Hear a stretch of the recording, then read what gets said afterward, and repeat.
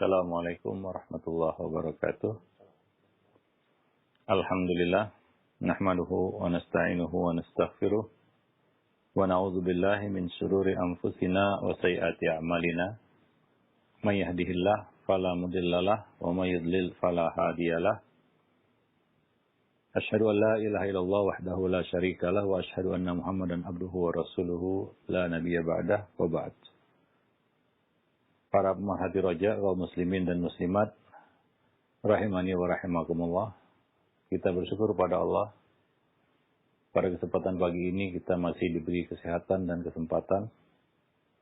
Selawat dan salam atas Nabi kita Muhammad sallallahu alaihi wasallam, atas keluarga beliau, sahabat beliau dan umat beliau sampai hari kemudian. Para pemerhati roja, kaum muslimin dan muslimat yang dimuliakan Allah. Pada kesempatan pagi ini kita kembali melanjutkan pembahasan buku Mencetak Generasi Robbani. Kita membahas bab 8 metode pembelajaran. Ya, sudah 7 poin. Ya, kita bahas di dalam bab ini. Dan pagi ini kita akan membahas bab poin terakhir ya dari 8 metode pembelajaran, yaitu melalui hukuman, pemberian hukuman. Tentunya hukuman tidak selalu diidentikan dengan pukulan. Ya. Karena hukuman itu biasanya diidentikan ataupun diartikan sebagai hukuman fisik. Ya, yang itu bisa kita katakan dalam bentuk ya, pukulan ataupun yang lainnya. Tentunya hukuman itu sangat luas ya, bukan hanya pukulan ataupun sejenisnya. Kadangkala ketika kita memberikan hukuman kepada anak tidak merasa dia dihukum, padahal dia sedang menjalani hukumannya. Maka dari itu, hukuman bisa dijadikan sebagai salah satu metode pembelajaran. Ya, namun harus berhati-hati dalam bab ini. Karena kalau dosisnya berlebihan atau dengan cara yang berlebihan dan melewati batas, ini bisa menjadi bencana. Melihat usia ataupun kita katakan usia anak.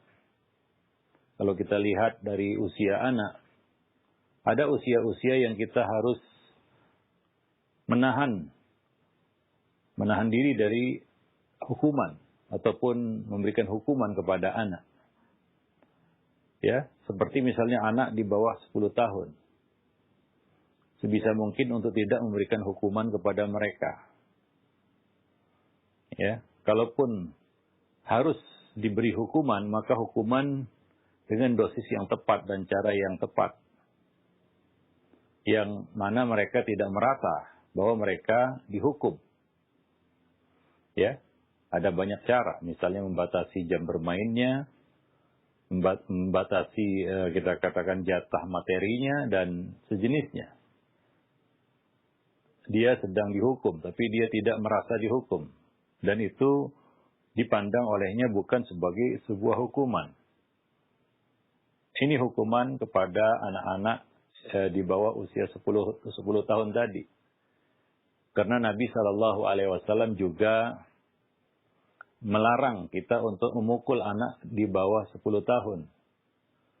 Nabi mengatakan, "Wadribuhum fi ashrin." Pukullah mereka ketika sudah berusia 10 tahun.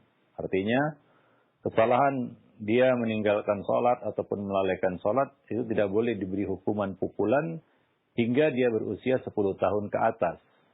Artinya 10 tahun ke bawah, dihindari sebisa mungkin pemberian hukuman.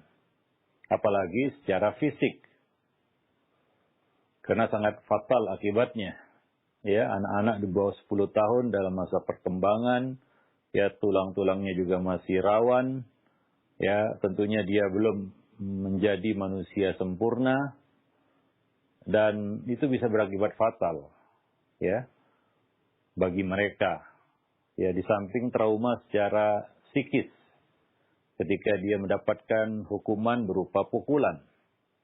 Maka sangat tidak bijak memberikan pukulan ataupun hukuman berupa hukuman fisik, ya, pukulan ataupun sejenisnya, ya, kepada anak-anak di bawah 10 tahun. Atau yang semakna dengan pukulan, seperti mengurungnya, ya, ataupun sejenisnya, atau mengusirnya, ya, itu setara dengan hukuman fisik sebenarnya. Ini sangat tidak tepat atau sangat tidak baik diberikan kepada anak di bawah 10 tahun. Ya.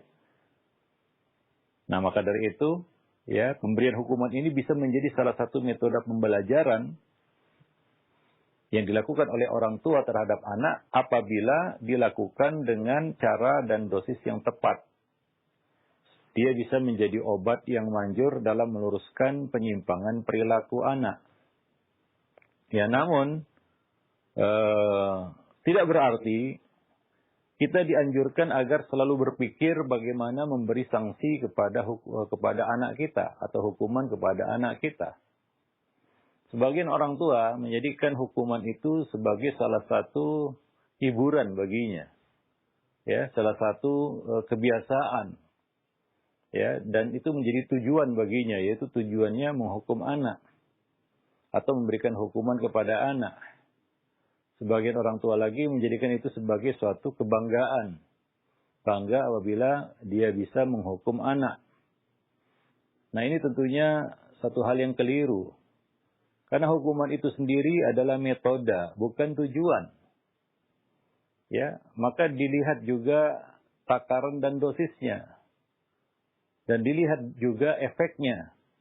Apakah hukuman itu efektif atau tidak? Atau kita perlu mencari solusi lain selain daripada hukuman itu.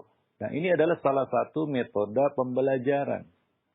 Ya, sekali lagi ini salah satu metode wasilah, bukan tujuan hukuman itu. Bahkan di dalam agama sendiri hukuman bukan tujuan. Dia adalah wasilah untuk membentuk, ya, manusia menjadi manusia-manusia yang, ya, baik dengan hukuman. Ada efek jera di situ agar dia berhenti dari kejahatan dan keburukannya, ya. Nah, ini satu sisi. Sisi yang lain, ada yang anti hukuman. Nah, ini juga keliru. Mereka menafikan sama sekali, ya, hukuman dijadikan sebagai salah satu tata cara mendidik anak atau metode pembelajaran terhadap anak. Ya, ini mungkin bisa kita kompromikan, ya, dengan memandang apa arti hukuman itu, apa yang dimaksud dengan hukuman ataupun sanksi, ya. Nah, demikian. Ini kan satu istilah yang bisa, ya, kita katakan dipahami dari sudut pandang yang sangat banyak, ya. Nah, tadi kita sebutkan ada orang tua yang berhasil menghukum anaknya tanpa anak itu merasa dia dihukum. Padahal dia sedang menjalani hukuman dari orang tuanya. Nah, tentunya perlu kebijaksanaan, ya, dan kebijakan dari orang tua. Ya, sehingga dia tahu kapan timing dia memberikan hukuman kepada anak. Waktu dia memberikan hukuman kepada anak. Ya, usianya dan waktu pemberian hukuman itu sendiri dan bentuk hukuman itu sendiri. Jadi banyak faktor yang harus dilihat ketika kita memberikan hukuman kepada anak. Yang pertama itu bukan, ya, kita katakan solusi pertama. Itu adalah solusi terakhir. Itu adalah langkah terakhir. Kalau, ya, wasilah-wasilah lainnya sudah buntu, ya, baru sampai kepada kita katakan hukuman dalam bentuk pendidikan dalam bentuk pemberian hukuman, ya. Nah, yang pertama itu. Yang kedua, waktu memberikan hukuman. Anak-anak di bawah 10 tahun kalau bisa itu dihindarkan dari bentuk-bentuk hukuman. Karena kalaupun dihukum mereka belum mengerti dihukum. Ya, nah, itu waktunya. Waktu berkaitan dengan usia anak dan waktu berkaitan dengan memberikan hukuman itu. Ya, momen yang tepat, waktu yang tepat. Sehingga hukuman itu bisa dicerna oleh si anak dan menjadi obat yang manjur untuk meluruskan penyimpangan-penyimpangannya atau kesalahan-kesalahannya. Ya, itu waktu, ya, momen kita memberikan hukuman itu. Yang ketiga, yang keempat adalah bentuk hukuman yang kita berikan kepada anak. Kalau di usia 10 tahun ke bawah itu tidak boleh kita memberikan hukuman dalam bentuk pukulan karena sangat berbahaya. Ya, secara kita katakan fisik dia belum sempurna fisiknya. Nah, jadi Nabi juga tidak membolehkan itu. Ya, tidak membolehkan itu. Adapun ya kita katakan hukuman berupa pukulan nanti akan kita bahas secara khusus ya, bagaimana ya hukuman berupa pukulan itu diberikan kepada anak. Ya, mana Nabi mengizinkan ya, membolehkan, bukan menganjurkan ya. Wadribuhum fi ashrin, pukullah mereka kalau di usia 10 tahun. Itu bukan perintah, artinya harus kita lakukan, tidak. Tapi perintah dalam bentuk pembolehan, izin untuk memberikan pukulan. Nah, tentunya kita harus tahu bagaimana cara memberikan pukulan itu.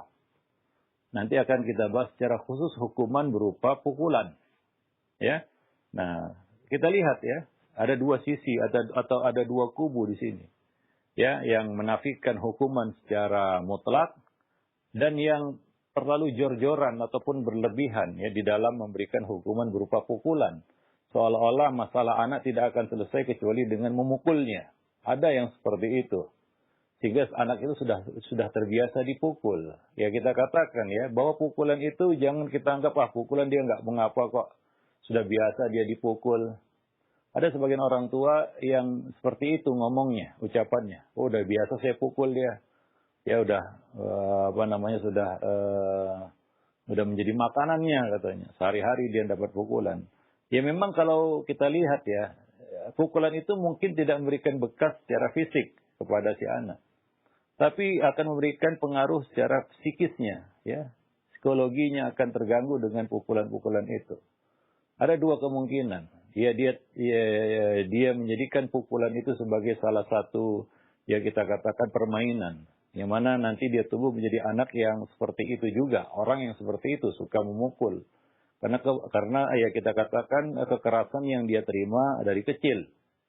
Maka itu akan menumbuhkan dendam dalam hatinya untuk melakukan hal yang sama kepada orang lain. Nah, ini kesalahan ya jelas tidak lepas dari kesalahan orang tua ini. Kalau muncul manusia seperti itu, mungkin ada saham orang tua yang salah pendidikan, salah asuhan terhadap anaknya. Karena ada orang-orang yang setelah dewasa dia seperti itu, suka memukul, gampang memukul. Ternyata ketika ditelusuri banyak orang-orang seperti ini, ya punya trauma masa kecil, yaitu suka dipukul sama orang tuanya. Yang kedua, dia tidak siap menerima pukulan itu hingga ya mentalnya jatuh. Dia menjadi orang yang minder ataupun yang kita katakan lemah mentalnya. Ya karena selalu ditindas ataupun selalu ditekan dengan pukulan oleh orang tua. Ya, dia menjadi kita katakan orang yang kerdil mentalnya, ya. Nah, ada dua kemungkinan secara psikologi anak itu terdampak dari pukulan hukuman berupa pukulan dari orang tua mereka. Maka ya terutama anak di bawah 10 tahun itu jangan diberi hukuman pukulan. Ya kalau kita pernah memukul anak di bawah usia 10 tahun, maka minta maaflah sama anak tersebut. Itu adalah suatu kesalahan. Ya sama siapa lagi kita minta maaf kalau bukan kepada anak itu. Ya karena itu adalah tindakan yang sangat salah, dilarang oleh Nabi SAW. Ya dari kita katakan mafhum yang kita dapati dari hadis tersebut. Nah demikian. Ini berlaku di rumah maupun di sekolah. Nah apalagi sekolah ya hati-hati. Yang memberikan hukuman berupa pukulan. Ya karena kalau salah itu bisa berujung ke bui ya. Bisa dilaporkan. Ya tidak mungkin tidak seperti dulu ya. Yang memukul murid di sekolah itu biasa. Bahkan menampar dan lain sebagainya. Ya, namun ya di era sekarang ini, di zaman sekarang ini itu tidak bisa dilakukan sembarangan. Ya karena bisa diadukan ya sebagai bentuk ya kita katakan kekerasan terhadap anak. Ya, nah demikian. Jadi di sekolah juga demikian ya. Di usia 10 tahun ke bawah itu tidak boleh memberikan sanksi hukuman berupa pukulan. Ya, 10 tahun ke atas bukan berarti boleh, tidak. Tapi ya itu adalah solusi terakhir dan kalau bisa dihindari. Karena terbukti ya Nabi SAW walaupun mengizinkan untuk memukul anak di usia 10 tahun ke atas, Nabi itu tidak pernah memberikan pukulan kepada seorang anak pun, kepada seorang anak, ya. Tidak pernah kita dapati Nabi memberikan pukulan kepada anak. Kalau itu adalah seorang anak yang masih bocah. Nah, demikian. Wallahu a'lam bishawab. Jadi di sini yang harus kita perhatikan mengenai hukuman sebagai salah satu dari 8 metode pembelajaran. Ingat bahwasanya hukuman ini bukanlah tujuan. Karena kalau hukuman dijadikan tujuan pasti akan menyimpang. Ya, tidak akan mengenai targetnya. Ya, tidak akan sampai kepada target ya, dari pemberian hukuman itu, yaitu untuk mendidik. Ya, sebaliknya ketika hukuman ini menyimpang dari tujuannya, maka akan menumbuhkan kebencian, dendam, permusuhan, ya dan lain-lain sebagainya, keburukan-keburukan yang muncul di belakang hari, ya. Tidak pada saat anak itu menerima hukuman.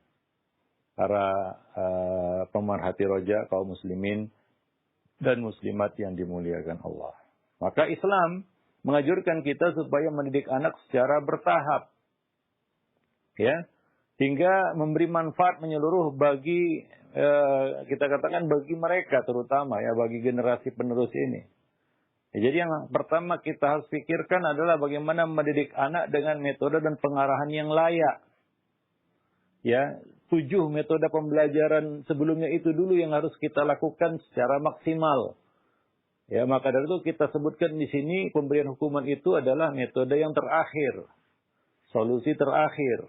Ya, pertama kita harus maksimal memberikan pengarahan, bimbingan, nasihat, ya, dengan penuh kesabaran, ya, dan konsisten di dalam menjalankannya, menjalankan pengarahan dan bimbingan itu. Nah, kadang-kadang orang tua baru dinasihati 1-2 kali, anaknya ketiga langsung dipukul karena dianggap tidak mempan lagi, apapun nggak akan bisa meluruskannya kecuali dengan hukuman. Nah, demikian ini adalah satu yang mungkin keliru ya, karena kita belum maksimal melakukan usaha-usaha yang lain, ya, metode-metode pembelajaran yang lain. Nah, demikian. Maka perlu hikmah ya di dalam mendidik. Allah mengatakan ud'u ila sabili rabbika bil hikmah wal mau'izatil hasanah. Ajaklah manusia, ya, termasuk di dalamnya adalah anak-anak kita, kepada jalan Allah, kepada agama Allah dengan cara yang hikmah, bijaksana, dan dengan pengajaran yang baik, dengan contoh, teladan, bimbingan dan lain sebagainya, ya. Nah, kadang manfaat yang diharapkan tidak langsung muncul. Pendidikan bukanlah sesuatu yang instan, ya. Kita omongi sekali jadi, enggak. Ada seperti itu, ya ada. Ya, cuma kebanyakannya tidak seperti itu. Kadang-kadang, ya, hasilnya belum nampak di depan mata kita. Artinya kita harus bersabar, ya, menempuh langkah-langkah itu hingga sampai kepada tujuannya, ya, sampai kepada hasilnya. Nah, kadang-kadang inilah yang hilang dari kita, para pendidik, orang tua, yaitu kesabaran. Ya, sabar itu kata-kata yang memang susah untuk didefinisikan. Karena dia adalah sesuatu yang harus dijalani. Nggak bisa didefinisikan sabar itu. Sabar itu gimana ya? Jalani. Ketika kita menjalaninya, baru kita tahu, inilah dia sabar. Ya, demikian juga di dalam mendidik anak. Ya, kita mudah mengatakan sabarlah mendidik anak. Cuma di lapangan nggak sesimpel itu, nggak semudah itu. Ketika kita menjalaninya, hal yang pertama yang hilang, perkara pertama yang hilang dari kita justru kesabaran. Nah, demikian, ya. Nah, kesabaran ini yang akan mengontrol, ya, bagaimana kita bisa menjalankan pendidikan itu. Nah, jadi memang perlu kesabaran itu untuk mencapai hasil. Dan kadangkala ya di dalam menjalankan kesabaran itu kita juga harus bersikap tegas demi kebaikan anak. Ya, sabar itu jangan diartikan wah mengalah, enggak. Ya, tegas juga merupakan bagian dari kesabaran, dan tegas itu perlu sabar. Karena kalau tegas tidak dipagari dengan kesabaran, maka tegas itu bisa menjadi kasar. Tegas itu bisa menjadi brutal. Ya, tegas itu bisa menjadi suatu kekerasan jika tidak dibungkus dengan kesabaran, tidak dikawal dan dipagari dengan kesabaran. Ya, demikian juga di dalam memberikan hukuman. Ya, coba lihat sebagian orang tua, hukuman yang dia berikan kepada anak semakin lama semakin dia kita katakan keras.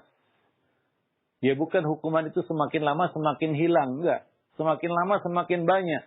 Kemarin mukul sekali, besok-besoknya mukul 2 kali, besok-besoknya mukul 4 kali, 5 kali, 10 kali, berkali-kali. Padahal awalnya dia mau memukul cuma sekali. Artinya apa hukuman? Memberikan hukuman juga harus dikawal dengan kesabaran.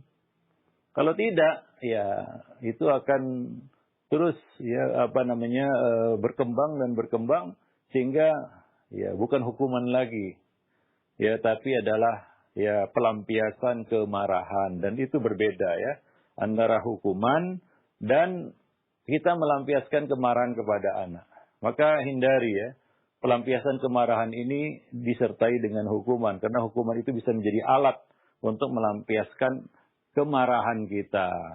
Nah, jadi hukuman itu juga harus dengan akal sehat, ya perhitungan yang matang, ya bukan asal-asalan, perlu dikawal dengan kesabaran. Barulah hukuman itu efektif, ya karena kita menyadari bahwa hukuman itu bukan tujuan kita, itu hanyalah wasilah. Itu hanyalah salah satu cara kita untuk mendidik anak. Sehingga dia terukur. Ya, bukan ngaur.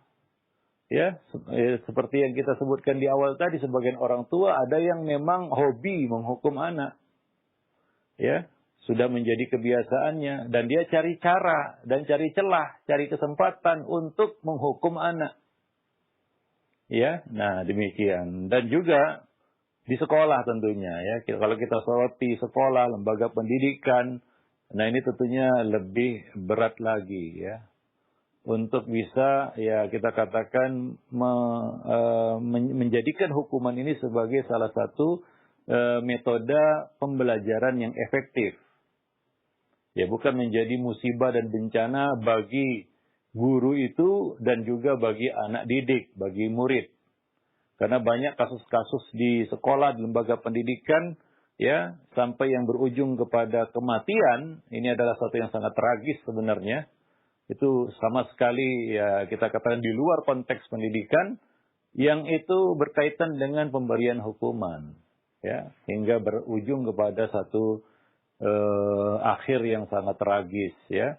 Ya, si murid meregang nyawa ataupun ya terjadi korban jiwa. Ya, baik itu dari si murid maupun dari guru. Ya, pernah kita dengar cerita ya, anak membunuh orang tuanya karena sudah nggak tahan dihukum. Ada. Orang tua yang suka membuli anaknya, ada juga. Ya, bulian itu dianggap dia jadikan sebagai satu hukuman. Nah, ini kan tidak tepat. Ya, tidak ada hukuman dalam bentuk pembulian terhadap anak. Ini tidak ada sama sekali dalam Islam. Ya, pukulan masih ada dengan kriteria ya. Dengan kriteria yang kita katakan nanti akan kita bahas secara khusus. Tapi pembulian dijadikan sebagai satu bentuk hukuman, ini nggak ada dalam Islam. Dan itu sangat fatal akibatnya. Maka kita ya sering dengar kasus-kasus ya seorang anak tega membunuh orang tuanya ya karena salah satunya adalah ini ya, pemberian hukuman yang salah. Ya bisa fatal akibatnya. Seorang guru yang ditikam oleh muridnya, itu terjadi ya. Ini bukan suatu hal yang ya kita katakan suatu hal yang imajinatif, enggak. Ini suatu yang terjadi dan ya kita tahu itu. Nah, jadi pemberian hukuman yang salah dan keliru itu bisa menimbulkan ya kerusakan dan kehancuran ya di dalam pendidikan itu sendiri. Ya akan jatuh korban-korban di situ, ya baik korban jiwa maupun korban-korban lainnya. Baik itu dari ya kalangan anak didik maupun dari pendidik itu sendiri. Ya, nah demikian. Maka hati-hati ya dengan hukuman, ya terutama di sekolah, ya kalau bisa ya buatlah hukuman itu dalam bentuk yang ada unsur pendidikannya. Satu. Ada hukuman-hukuman yang kita katakan memiliki unsur pendidikan dan itu sangat tepat ya. Sehingga anak itu ya tidak merasa terhina dengan hukuman itu dan ada nilai positifnya. Ya, nah yang kedua, hukuman ya tentunya harus ada dosisnya juga. Ya jangan berlebihan. Ya, nah demikian. Ya kemudian ya tentunya hukuman itu ya diusahakan ya tidak menjadi suatu hal yang menghinakannya. Ya kadang-kadang nggak tepat juga menghukum anak di sekolah membersihkan WC. Itu kan menjatuhkan kehormatannya juga ya, atau hukuman-hukuman yang mempermalukannya di hadapan orang banyak. Ini juga nggak efektif sebenarnya, akan menumbuhkan dendam, kemarahan. Ya. Yang jelas dendam, ya. Suatu saat dia akan ingin membalas itu kemaluan yang diterimanya itu. Dan ini banyak terjadi anak-anak yang dihukum dengan dalam bentuk dipermalukan di hadapan ya orang, ya. Itu justru ya menjadi suatu pukulan berat terhadap psikologinya, ya, memunculkan dendam, ya, dan hal-hal buruk lainnya. Itu akan mengganggu ya kita katakan batinnya, ya, wallahu a'lam bishawab. Ya, nah demikian. Ada sebagian kasus yang berakhir dengan akhir yang tragis. Anak itu ada kasus-kasus anak itu bunuh diri karena dia dihukum. Hukuman itu sebenarnya tidak berat secara fisik ya, tapi ya itu mempermalukannya secara ya kita katakan mental ya. Ya secara psikologi dia terguncang karena dia dipermalukan. Nah itu sangat buruk akibatnya. Maka hati-hati. Sekali lagi, sekolah hati-hati dengan pemberian hukuman. Jangan sampai hukuman itu justru ya kita katakan menjadi suatu yang sangat buruk dan negatif bagi si anak. Ya wallahu a'lam bishawab. Nah Allah Subhanahu wa taala telah memberikan contoh ya hukuman yang kita katakan bertahap. Misalnya dalam mendidik istri ya. Istri itu adalah manusia dewasa. Beda dengan anak-anak. Seharusnya anak-anak lebih ringan dari ini. Ya Allah mengatakan wallati takhafuna nusyuzahunna fa'idhuhunna. Itu yang pertama. Wanita-wanita, istri-istri yang kamu khawatirkan mereka durhaka, ya, hendaklah kamu beri nasihat kepada mereka. Itu yang pertama. Fa'idhuhunna. Beri nasihat dulu. Diomongi dulu, pendekatan persuasif dari hati ke hati, ya. Nah, hingga orang itu menyadari kesalahannya dan mau untuk berhenti dari kesalahannya secara sadar gitu ya, sukarela, tidak ada tekanan ataupun hal yang memberatkannya. Nasihati, dan ini tentunya tidak cukup sekali dua kali. Pendekatan ya kepada seseorang yang dilakukan secara benar itu dapat menyadarkannya. Itulah nasihat ya yang perlu kita berikan kepada siapapun yang mungkin melakukan kesalahan, bukan memperberat batinnya. Maka ketika seorang menjalani hukuman cambuk ya, ini hukuman hudud yang diberikan kepada orang dewasa karena melakukan kesalahan tertentu, ya itu orang ini dia minum khamr, mabuk, maka dihukum cambuk 40 kali cambukan di zaman Nabi ya. Di zaman Umar ditambah jadi 80 kali. Karena makin banyak orang yang mabuk mungkin. Ya, atau terbiasa minum minuman keras itu. Maka itu dicambuk. Ya, ketika dia menjalani hukuman itu ada orang yang mencelanya. Ada orang yang mencelanya. Ya, maka Nabi SAW mengatakan kepada orang yang mencela itu, jangan bantu setan untuk memperburuk keadaan saudaramu. Ya, Nabi melarang orang itu mencela, karena celaan itu ya dalam kondisi seperti itu adalah hukuman terhadap batinnya yang pukulannya mungkin lebih berat daripada cambukan yang dia terima. Ya, hukum hudud ya berupa pukulan cambuk kepada orang yang minum minuman keras 40 kali itu ya tentunya tidak sampai menghilangkan nyawanya. Ya, nah tidak membuatnya cacat juga. Sebagian hukuman memang itu adalah hukuman yang berujung kepada kematian seperti rajam dan sejenisnya, ya. Harus ya tentunya ya kita katakan itu adalah hukuman mati sebenarnya atau pancung dan qisas dan sejenisnya. Tapi ada hukuman itu hanya memberikan satu efek jerah seperti cambukan. Nah, mungkin 40 kali cambukan yang diterima oleh orang ini ya, itu tidak sebanding dengan celaan yang ditujukan kepadanya. Maka Nabi melarang orang-orang itu untuk mencela orang tersebut yang sedang menjalani hukuman itu.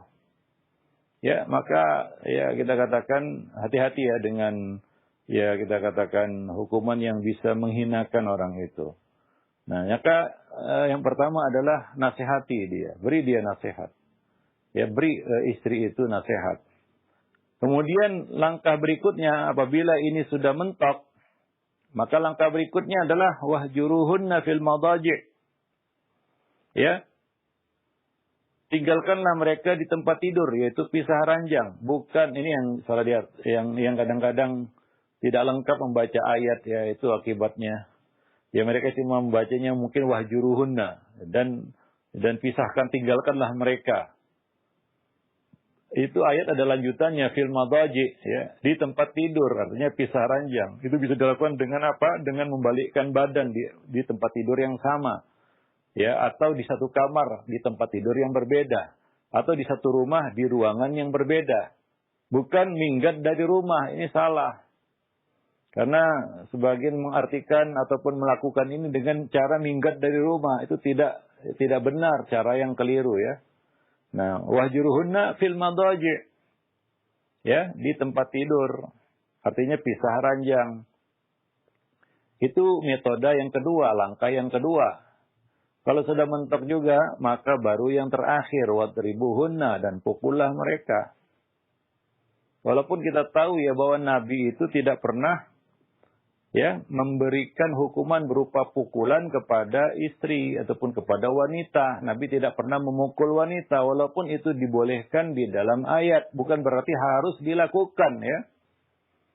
Ya, itu yang perlu diingat. Ya, izin memukul di sini walaupun itu dalam bentuk fi'il amar, perintah, tapi maksudnya adalah pembolehan, ya, ibahah. Pukullah, baru ada izin memukul. Ya. Nah, fa in ata'nakum fala tabghu 'alaihinna sabila. Nah, kalau mereka sudah menaatimu, maka janganlah kamu cari-cari alasan untuk menyusahkannya. Nah, demikian. Ya, jadi itu kita katakan langkah terakhir, solusi terakhir kalau yang lainnya sudah mentok, ya, sudah kita kata maksimal, ya, barulah kita lakukan hukuman berupa pukulan tadi. Nah, bukan ya kesalahan pertama langsung disambut dengan hukuman berupa pukulan. Wallahu a'lam bishawab. Ya, dan juga ya sanksi hukuman itu harus disesuaikan dengan kadar kesalahan si anak. Kadar kesalahan si anak. Dan untuk itu orang tua harus tahu ya sebab musabab anak itu melakukan kesalahan tersebut. Ini sangat penting. Ya, karena ada kalanya kesalahan yang dilakukan oleh anak itu berawal berpangkal dari kesalahan orang tua sendiri. Ya, nah tidak fair di sini kesalahan ditimpakan 100% kepada anak. Misalnya anak melakukan kesalahan berkaitan dengan gadget. Contoh ini ya. Lalu anak itu dihukum karena gadgetnya. Dan dia terus-menerus mendapatkan hukuman dari orang tuanya karena gadgetnya. Sementara orang tua tidak menelusuri, ya, tidak menyelidiki dari mana kesalahan ini berpangkal. Ya, ternyata ditelusuri dari orang tuanya yang menyediakan fasilitas itu, membiarkannya dan lain sebagainya, hingga anak itu melakukan kesalahan. Karena peluangnya ada dari orang tua. Nah, artinya ya orang tua harus menelusuri ya akar ya dari kesalahan itu hingga tidak hanya bisa memberikan hukuman tapi bisa mencari solusi bagaimana kesalahan itu tidak terjadi lagi. Ya bukan menunggu anak berbuat salah kemudian menantinya dengan hukuman, itu tidak bijak sama sekali. Ya, orang tua harus mencari tahu ini kesalahan dari mana ya sebab musababnya. Nggak ada asap kalau nggak ada api. Ya, nggak ada asap kalau nggak ada apinya. Maka orang tua yang bijak mencari mencari tahu sebab musabab anak ini jatuh dalam kesalahan tersebut. Ya. Nah, boleh jadi ada saham orang tua juga di situ. Maka tidak tepat setiap kesalahan anak disambut dengan hukuman dan hukuman dan hukuman. Seolah-olah jadi orang tua taunya menghukum saja, kan begitu ya. Mungkin itu yang tergambar dalam benak anak. Dia tidak mengerti apa-apa, kadang-kadang yang jelas dia dihukum begitu. Nah, jadi ini yang harus kita perhatikan ya di dalam pemberian hukuman. Sehingga pemberian hukuman itu bisa menjadi salah satu metode pembelajaran. Nah, demikian ya. Nah, juga bentuk sanksi atau hukuman tersebut bisa juga dilakukan secara bervariasi, ya, menurut kadar kesalahan si anak tadi, ya, dari yang teringan hingga ya kita katakan yang terberat, ya, hukuman berupa hukuman fisik ataupun pukulan, ya, dengan kriteria yang akan kita bahas pada pembahasan yang lebih lanjut, insya Allah. Nah, demikian. Misalnya tadi ya, mengurangi jatah materi hariannya, mengurangi jam bermainnya, ya, dan lain-lain sebagainya, ya. Nah, demikian. Wallahu a'lam bishawab. Baik, ya mungkin sampai di sini dulu ya pembahasan kita berkaitan dengan poin ke-8, pemberian hukuman sebagai salah satu dari metode pembelajaran. Aku qouli hadza astaghfirullah li wa lakum lisairil muslimin innahu huwal ghafurur rahim. Nah, baik, syukuran jazakallahu khair kepada Ustaz yang sudah memaparkan dari poin yang ke-8, buku mencetak generasi Rabbani, yaitu mengenai pendidikan pemberian hukuman ya, kepada anak-anak ataupun kepada anggota keluarga yang kita sebagai orang tuanya. Baik, untuk selanjutnya kami buka sesi interaktif, sesi soal jawab bagi Anda para pemerhati roja sekalian yang ingin bertanya. Anda bisa mengirimkan pertanyaan melalui layanan pesan singkat. Dan ya, yang pertama kami ajukan.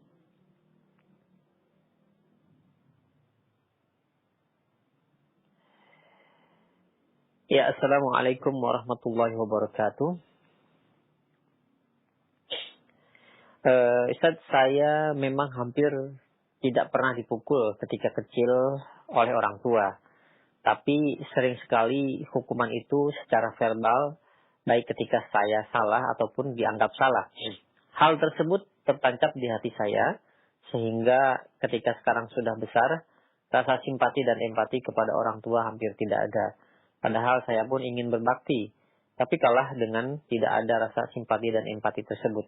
Mohon nasihatnya Ustaz, karena bagi saya ini ujian yang berat untuk berbakti kepada orang tua. Ya, ini kita lihat dari kacamata anak ya. Kita melihatnya dari sisi anak ya. Tentunya anak ini sudah dewasa mungkin ya. Ada kenangan masa lalu yang pahit, maka di sini ya tentunya ya khudhil afwa ya. Ya, berilah maaf ya. Itu yang mungkin bisa kita lakukan. Langkah pertamanya, pintu gerbangnya adalah memberi maaf itu. Ya, itu salah jelas ya. Itu tidak bisa dibenarkan. Ketika kita jadi orang tua, itu tidak boleh kita lakukan terhadap anak kita apa yang sudah kita terima dari orang tua kita. Ya, dengan maaf itu kita bisa mengoreksi itu semua, ya.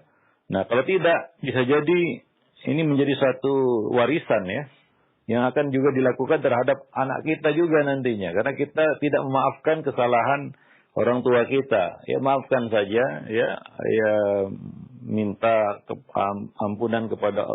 ampunan kepada Allah untuk mereka berdua, karena itu adalah satu cara yang salah di dalam mendidik anak ya. Ya, mungkin alhamdulillah sebagian anak itu masih ya kita katakan dijaga oleh Allah, dia masih bisa berpikir ya kita katakan positif ya, bahwasanya itu adalah kesalahan orang tua. Sebagian anak lagi ada yang tidak bisa menerima dan dia melakukan pembalasan ya. Ya, dengan menyia-nyiakan orang tua itu ketika orang tua itu sudah renta. Ya, nah itu terjadi ya.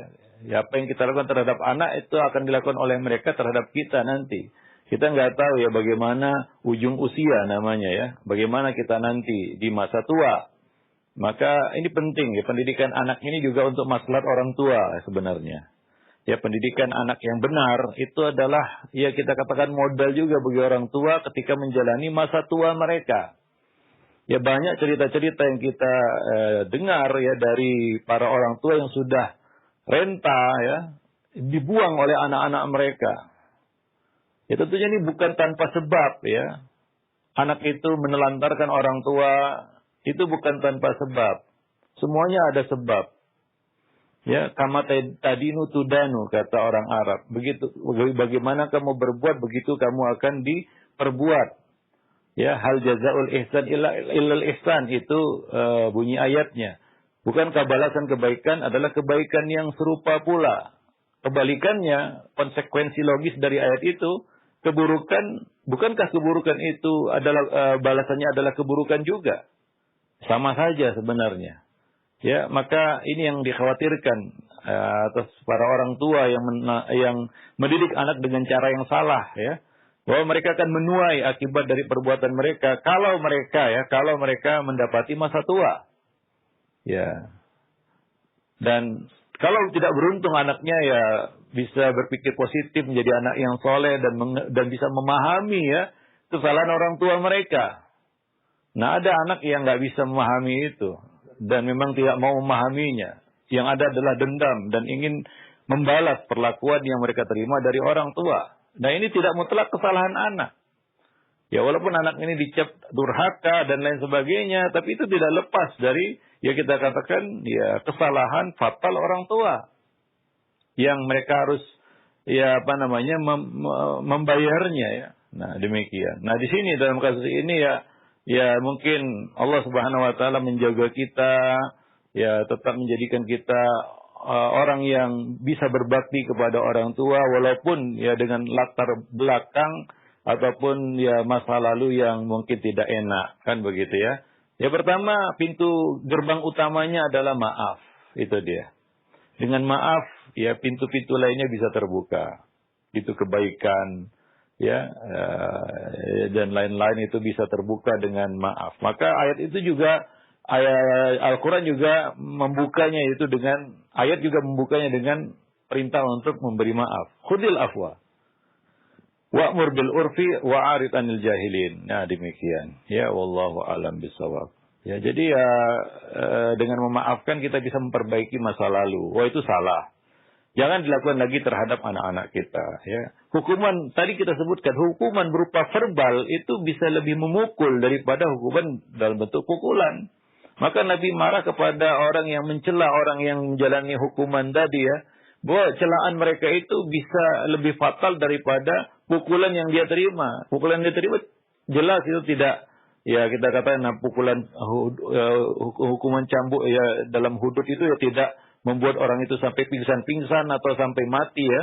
Ya tidak seperti itu. Ya bahkan tidak mencerdainya secara fisik membuat dia cacat, tidak. Ya tapi dan mungkin sakitnya akan hilang 1-2 hari ya, hilanglah sakitnya. Tapi hukuman secara verbal tadi ya, celaan orang-orang itu tadi terhadap orang yang menjalani hukuman hudud ini mungkin akan membekas sampai akhir hayatnya. Ya itu akan mempengaruhi kejiwaannya. Ya, nah demikian. Itu akan merusak mentalnya. Ya, dan itu adalah bantuan setan dari orang-orang itu terhadapnya, kan begitu. Nah, ini akan memperburuk keadaannya. Nah, demikian. Wallahu a'lam bishawab. Maka orang tua jagalah lisan. Ya, jaga lisan terhadap anak. Jangan sampai mengucapkan kata-kata yang akhirnya kita menyesali apa yang kita katakan itu. Ya, nah demikian. Wallahu a'lam bishawab. Maka ya kata-kata hukuman verbal ataupun ya kita katakan sanksi verbal yang dilakukan oleh orang tua terhadap anak itu biasanya didorong oleh kemarahan. Ya. Walaupun tidak memukul, tidak sampai memukul ya. Tapi ucapan itu dapat memukul hatinya lebih tajam ya daripada sayatan pedang. Ya, nah demikian. Kadang-kadang lisan itu lebih tajam daripada sembilu kata orang. Wallahu a'lam bishawab. Ya, maka ya pertama maafkanlah orang tua. Mungkin dia nggak tahu ya. Mungkin dia ya maklumilah ya kekurangan-kekurangan ya bapaknya orang tua ya mungkin dia ya belum mengetahui dan tidak mengetahui bagaimana mendidik anak yang benar ya. Apalagi zaman dulu ya semua sarana ilmu mungkin masih ya terbatas ya, nggak seperti sekarang. Mungkin kita bisa banyak belajar dari buku, dari internet, dunia maya dan lain sebagainya. Hingga kita tahu hal-hal seperti ini yang mungkin tidak diketahui oleh orang-orang tua kita dulu, kan begitu. Maka perbaikilah ya kita katakan kesalahan orang tua kita dulu. Pintu gerbang utamanya adalah maaf. Wallahu a'lam bishawab. Baik, syukur jazakallahu khair atas penjelasan dan nasihat awal sekali. Mudah-mudahan ini bermanfaat untuk kita semua. Dan selanjutnya kami buka kembali, ajukan pertanyaan di layanan pesan singkat. Ada pertanyaan, Ustaz, bagaimana cara menghilangkan tantrum terhadap tantrum anak ya, karena pengaruh gadget, Ustaz. Karena saya tidak kuat jika dia sedang ngamuk. Ustaz.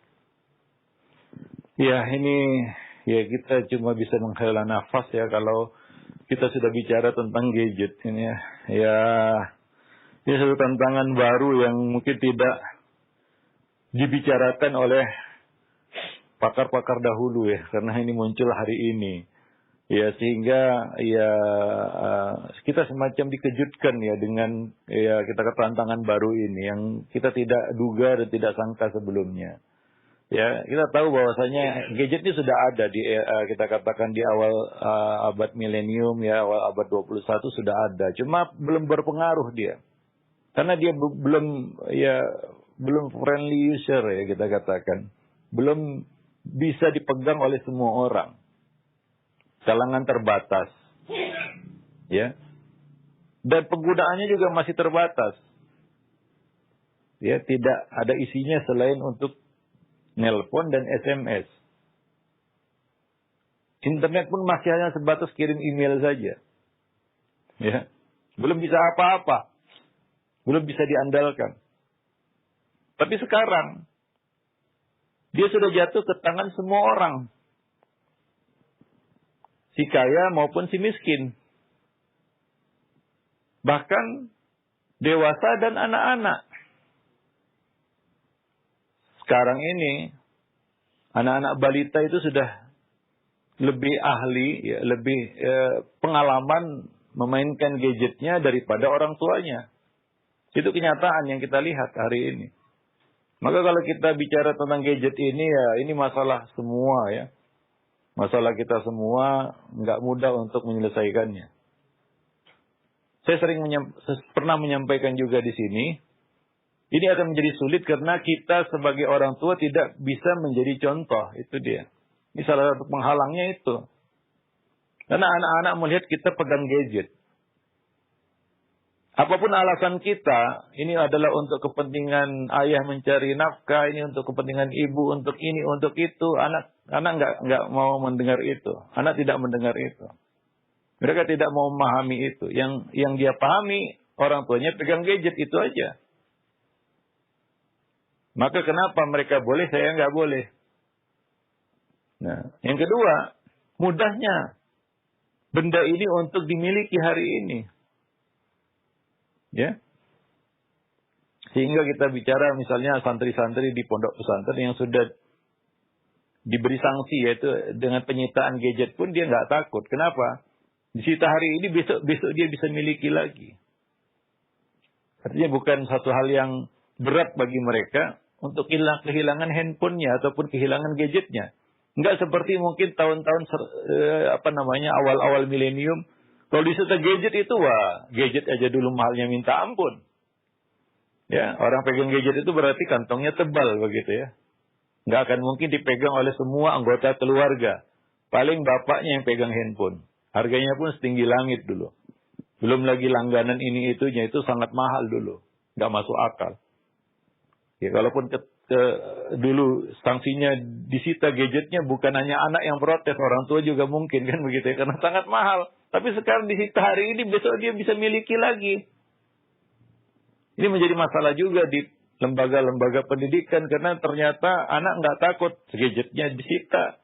Ada yang dihukum yaitu dipalu itu, gadgetnya di depan dia, tapi itu tidak membuat efek jerah bagi mereka, karena itu ya seperti memalu kacang aja. Besok dia beli lagi kacang itu.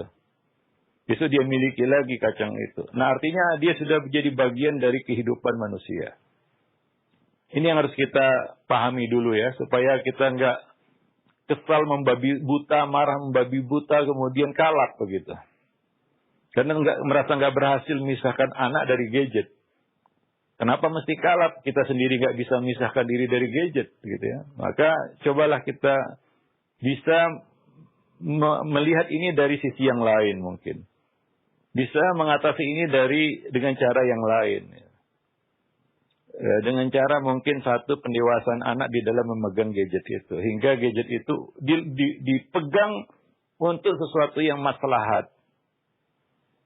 Ya tentunya ini perlu kontrol, pengarahan, dan pembimbingan, pengawasan, dan pendampingan. Sehingga benda itu seperti ya kita katakan pisau bermata dua. Ya, nah seperti pisau bermata dua. Bisa digunakan untuk kebaikan dan sangat bisa untuk digunakan sebagai suatu alat kejahatan. Ya, nah demikian. Maka mungkin nanti akan kita bahas ya. Secara khusus juga ini ya kita akan bicara panjang lebar sedikit tentang di bab yang mungkin terakhir, yaitu kita tidak sendiri mendidik anak. Ya, kita tidak sendiri mendidik anak. Itu di bab terakhir dalam buku ini ya. Anda tidak sendiri dalam mendidik anak. Di sana ada pendidik-pendidik yang tidak diundang, ya, tamu tidak diundang yang juga datang untuk memberikan pendidikan kepada anak-anak kita. Ada beberapa faktor di situ ya yang kita bahas. Salah satunya adalah HP, internet dan sejenisnya ya. Wallahu a'lam bishawab. Baik, ya para pemirsa, para pemerhati roja, kaum muslimin dan muslimat yang dimuliakan Allah. Ya mungkin sampai di sini dulu pertemuan kita. Ya nanti masih ada bahasan-bahasan lain yang akan kita kupas lagi berkaitan dengan pendidikan anak. Ya, nah itu saja mungkin yang dapat kita sampaikan. Lebih dan kurang kita mohon maaf atas segala kekeliruan dan kesalahan. Subhanakallah bihamdik, asyhadu an la ilaha illa anta, astaghfiruka wa atubu ilaik. Assalamualaikum warahmatullahi wabarakatuh.